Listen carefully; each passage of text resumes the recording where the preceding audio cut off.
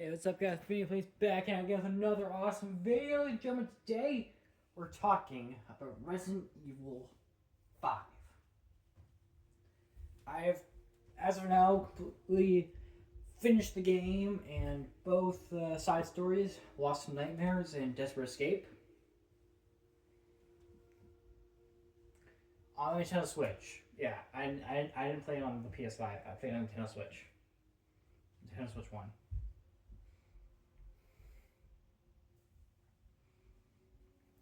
And to be honest, this is the worst Resident Evil game I've ever played. I'm sorry, but as of right now, it's the worst Resident Evil game I've ever played. I have finished and played RE2 and 3 Remake, OG RE4, RE.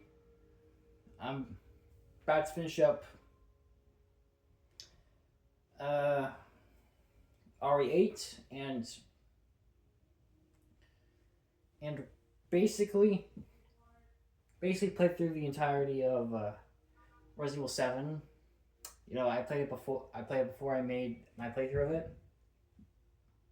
I have not played End of Zoe or Not Hero though. So yeah.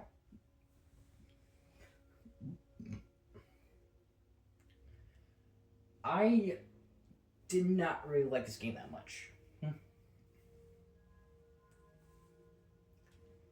To me, this just feels like a watered down version of RE4.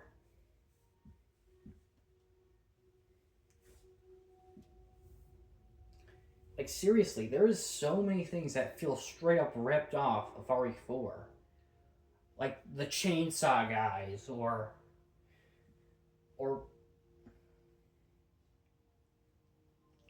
the chainsaw guys, you know, the guy, those baghead guys in RE4 are basically in RE5.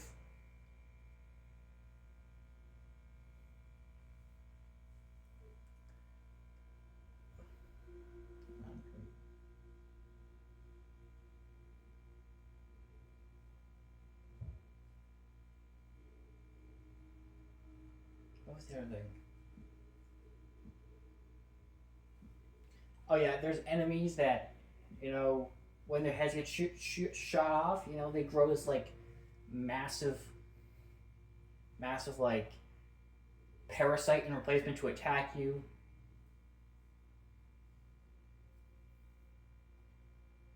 There's enemies wielding chain guns. It's very action oriented. Ricardo Irving, in a way, has some similarities to Ramon Salazar, as they're both characters that basically do everything in their power to serve those that don't really care about them.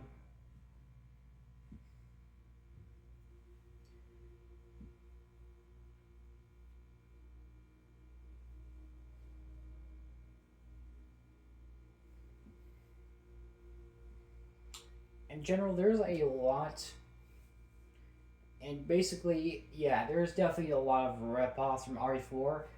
The most notable one being the sound effects. Like seriously, ammo pickups and health pickups are the same exact sound effects from RE4. There, this was so heavily. Not to mention, there's also like an El Gigante fight, but worse in every single way.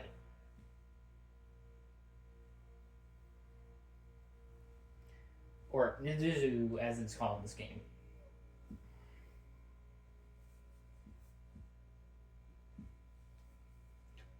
And with all that being said, with all like the crazy things happening in this game, some things that probably more over the top than RE4, it still felt watered down in so many ways. Now let's get into the most notable flaw. This game has barely any horror in it. Like seriously, it's just basically all action.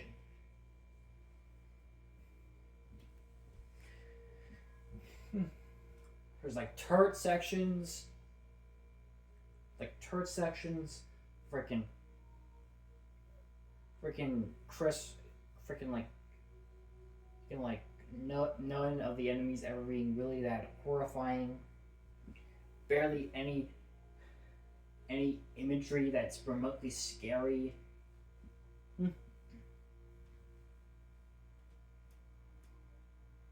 And just nothing really that there's nothing really that screams survival horror in this game.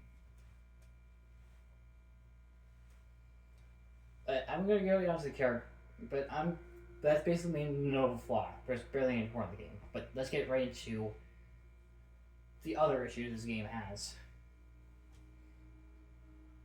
Now, for starters, I like Chris's design voice actor did a great job.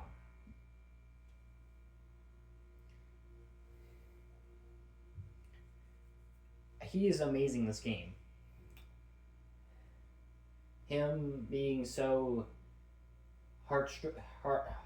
so like depressed after the quote unquote death of his partner Jill Valentine. I do like this. I do like him. The plot of him kind of like trying to find her after it looks like she's still alive. I like that. And the plot twist they did with her near the end was pretty neat element. Sheva is nothing special really. She's not really that memorable. I mean, her voice actress did a good job, but again, there's nothing really about her that stands out compared to Chris Redfield, who is the better main character in this game. I like Sheva, but she's once like I said before, nothing special, and I don't really care to see her again in another RE game.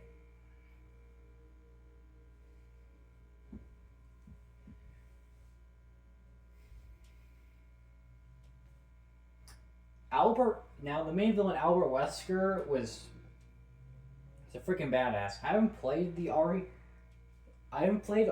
or its remake, but man, or Code Veronica, but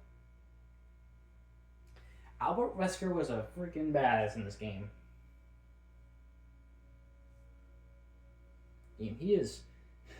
Albert Wesker has a great voice actor.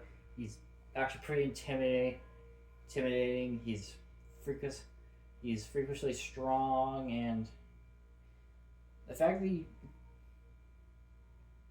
his plan and his plan of trying to remake the world in his vision to continue on Spencer's legacy, that was kind of cool, man. He is very in the middle where it was like popped his phone, he had a phone call mid fight, was pretty fun. It was kind of goofy, but it was but honestly it just made him that more of a badass, to be honest. The fact he just wasn't bothered.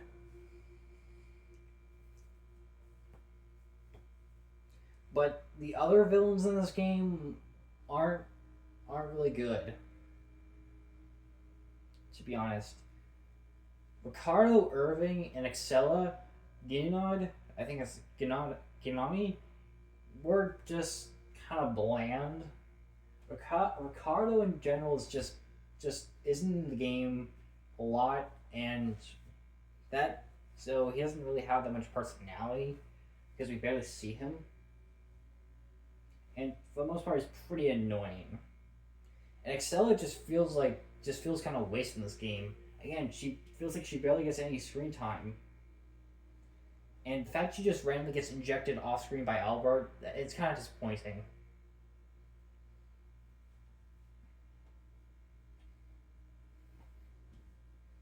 Now, in terms of the story, and now there's other side characters in this game, like Josh, but he's like nothing special. He's a cool guy and all, but there's nothing memorable about him. He's just kind of there.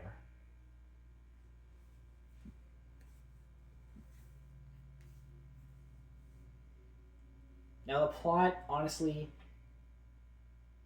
the plot in general, I kind of dig with it. It's a lot. I kind of dig with it.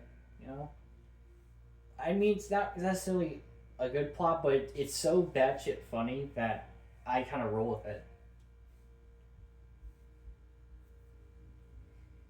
Mhm. Like, basically, the plot is that Las Plagas, in several ways, Las Plagas got to Albert Wesker, and now he's making Ouroboros in order to make the world in his vision now. You meet Excella, who is his partner in making this this virus, and Ricardo, who funded it. And basically, you're basically rest of the game is and Chris uh, realizes from like certain evidence that Jill is still alive. And I tried to mention this earlier, but in the beginning of the game, you can clearly see that the entire population of this, like the entire section of Africa here, has been infected with some kind of Las Plagas virus.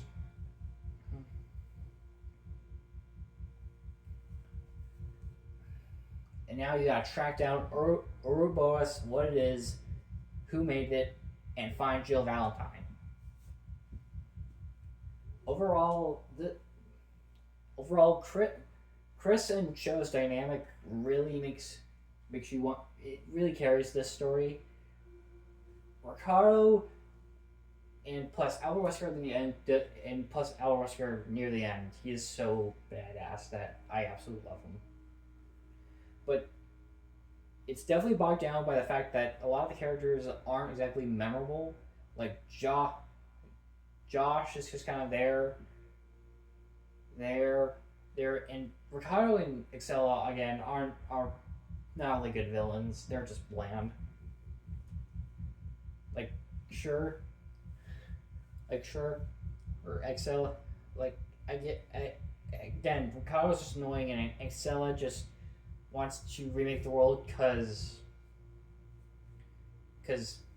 while we get explanation of why Albert wants to remake the world in his vision near the end game during his boss battle, Excella doesn't really get that, and she's just kind of bland. Albert thinks that humanity is more saving, and while it might be true that, and while we might conclude that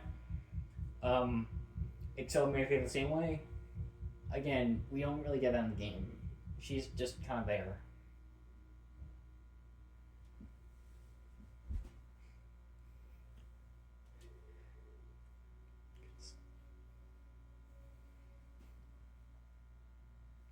Villains, okay, and to be honest, and to be honest, uh, sometimes the story takes itself a bit too seriously, yet other times it's just so overly unintentionally goofy at other times. Like this is where there was like a part where Ricardo was transforming, and like zoomed into like his face, and it was just like his face was like it made him look so constipated, and it was kind of funny.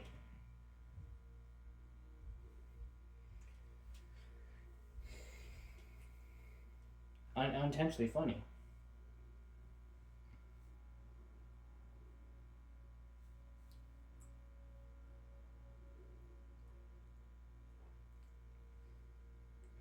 And the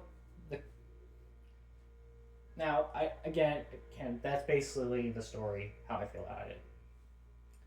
Also, can't forget to mention that Chris Chris Redfield punches the boulder. Yeah. Now we're going to talk about the gameplay here. Overall, well, the shooting and the camera are and movement are same from RE RE5 RE4. So basically, it was I didn't really mind that much. I thought it was pretty good. But the main issue, but at the same time, but to be honest, compared to RE4, RE4 was horror plus action. This game really is just action. And so when you're so the standing around while you shoot and you can't like move while you shoot or reload, um, it's not it didn't really fit well. It's very heavy action kind of thing. I don't know, it just kind of fit with me. And the inventory system is it's just not really my style. Like I like the idea that there's two people, so you guys share inventories and you guys can like share items between each other. I think it's a cool thing. That's a cool concept. That's a cool concept. I'll admit that. The problem is that it is when it came out Resident Evil 4, we pull up the inventory.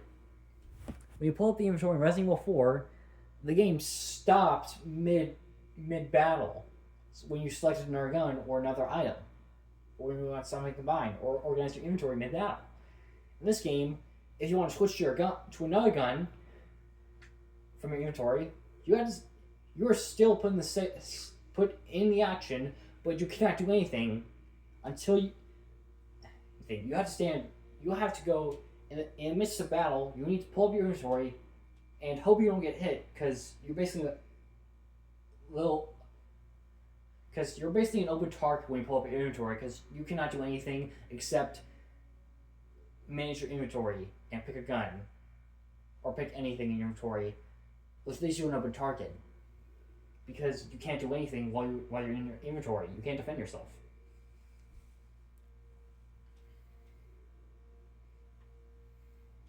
Which is stupid. Now you could argue, this game's co-op. It's strategic, if you're playing co-op, it's meant to be playing co-op. But there's also people who probably want to play it single player,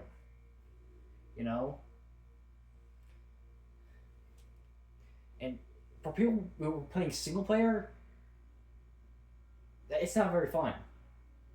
Just because it's better in co-op does not mean it's not an issue. Doesn't mean the issue does not exist.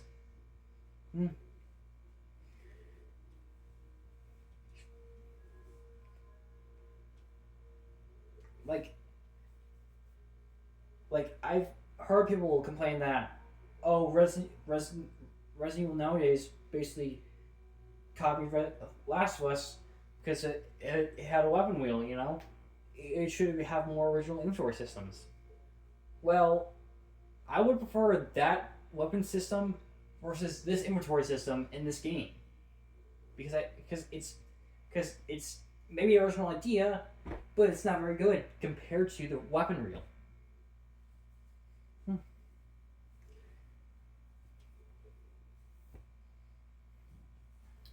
Now, I do like the idea of having a partner in the game and playing this game co-op, but again, this decreases the horror intention, because now you're no longer fighting alone.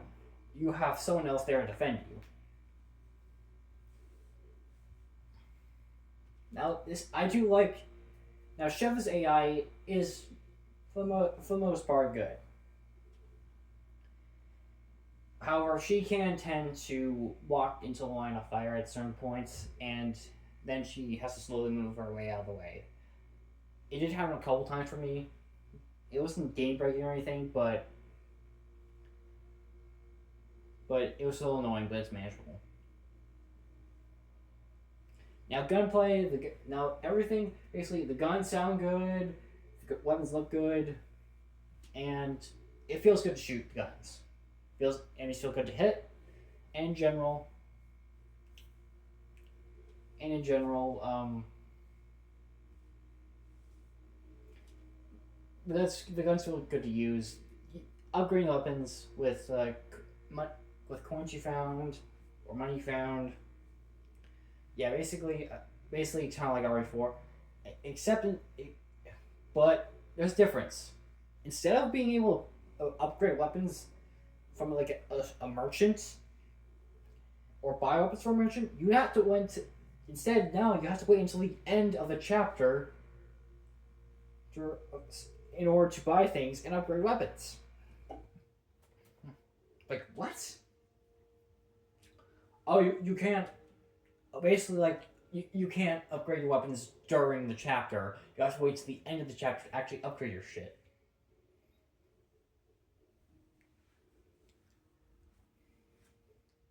Which is kind of weird. In a way, it feels like a downgrade from Resident Evil 4.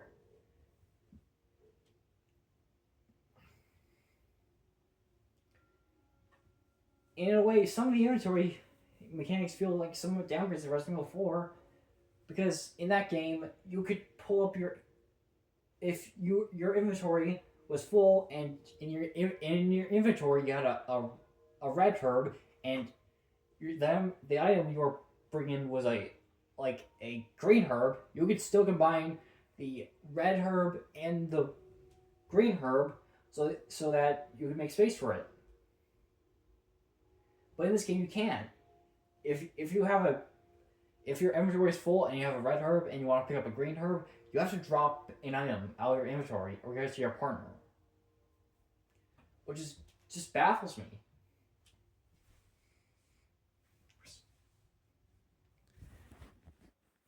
Now again, it isn't a major issue, but it's definitely kind of weird. Now let's get to the enemies.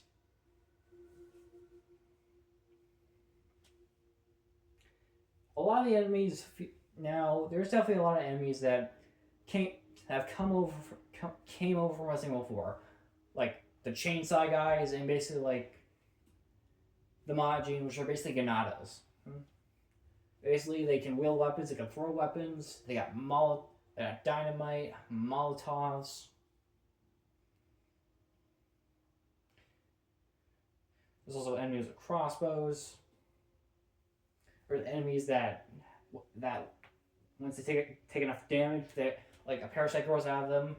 Granted, they are a bit different this time, and well, the first one's basically a carbon copy of like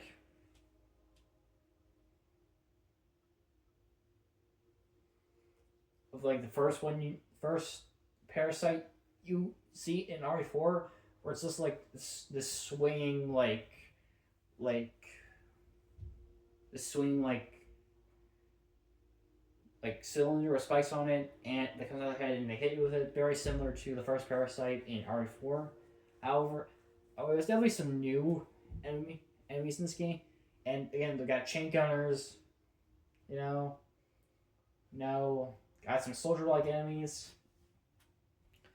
I mean, they're not, but there's definitely some new enemies in this game. For example, we got this like shield, like this enemy which has like a flower, like a flower-like opening that it uses that's hard and it uses to protect its weak spot. So and that the most effective weapon against it is flash grenades. So there's definitely some new enemies here. Again, like these bug-like enemies, which project some kind of like illusion in front of you, so they're hard to hit. There's always some new enemies here, but there's definitely a lot of reused enemies from RE4. Now to the boss fights.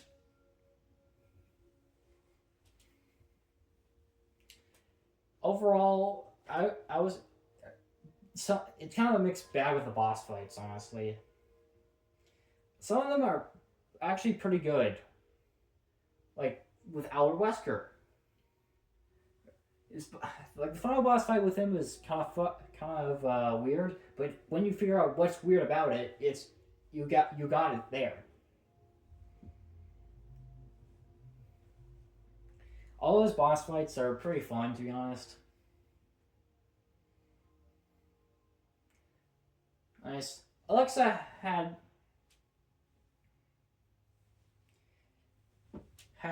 a decent boss fight, though at the start there was way too many quick time events for the beginning of a boss fight.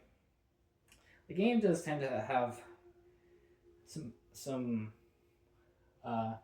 quick time events a bit too much around the game. And my personal favorite, the U8 boss fight, which was actually pretty intense, all things considered. It was pretty fun to fight him, the U8 boss fight. So my opinion, Albert Wesker, U8, and Excel's boss fights are the best boss fights in the game. But then we have some pretty bad boss fights. This game, like Nesdu, which basically this game's version of El Gigante, is really just a turret section, which is incredibly disappointing. Ricardo Irving's boss fight has some decent stuff going for it, but again, you're really just on a turret, just mowing down his tentacles. And basically, once that's done, you're just shooting him on the back of the boat.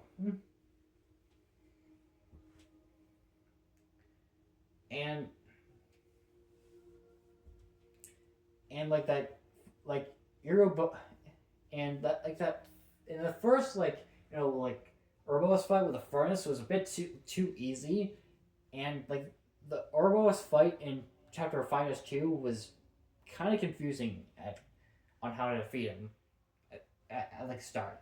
I mean, once you figure it out, you are able to do it, but yeah.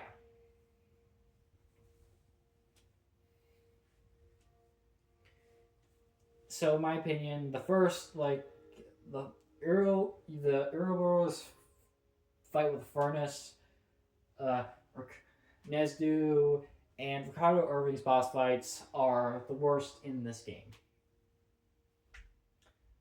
The boss fights in this game are a pretty mixed bag. Some are really good, like for example the U8 boss fight and Albert Wesker's boss fight, but again, like the others like Nesdu and Ricardo Irving are pretty bad.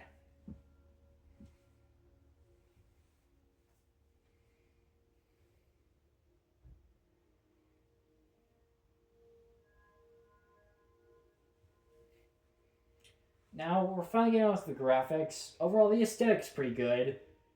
Good. I like the gritty kind of like atmosphere to the game. Character models look pretty good. Good. The environments have a nice aesthetic to them. The filter in this game is not my favorite, but manageable.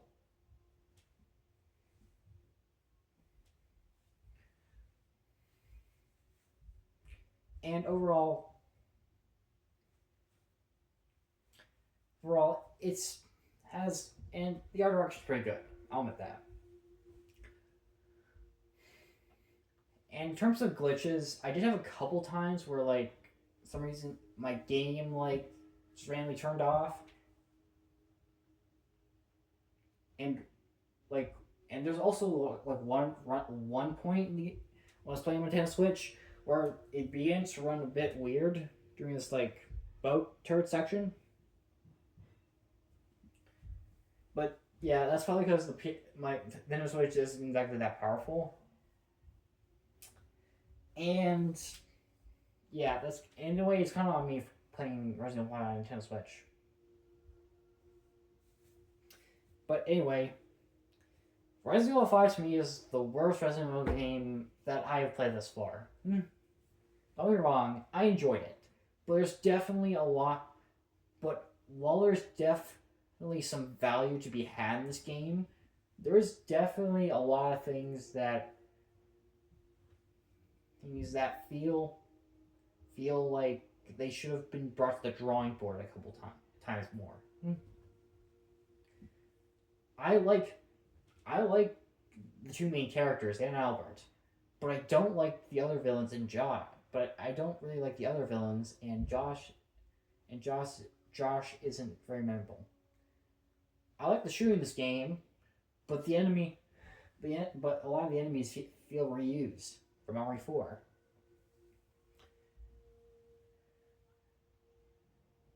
I like the main. I like. I like. I like the sounds the Guns make, but I don't. I like. I like the movement. I like the movement and Shiva's AI in this game, but the horror part of Resident Evil's movies are out the window.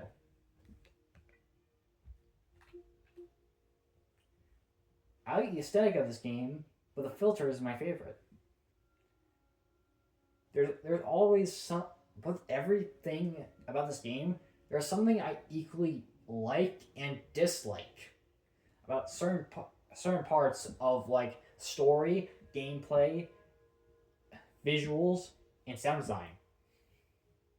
There's always feels like there's some parts that I don't like, or there's equal. It's like a 50-50 on where I like and dislike certain parts of the gameplay, story, visuals. Mm-hmm. Don't get me wrong, I enjoy playing this game. The DLCs were fun, even though they did not recreate the door animations well. And sometimes the animation can look a little stiff when knocking down doors or kicking down doors. But overall, overall, I did enjoy this game. It's not really a perfect game by any means, but it's action some good action third person shooter fun. Go enjoy yourself with this game. But it's definitely my least favorite Resident Evil game I played thus far. Anyway, guys, thank you guys so much for watching. Subscribe, comment, like, and that notification bell to notify future. Without further ado, bye bye.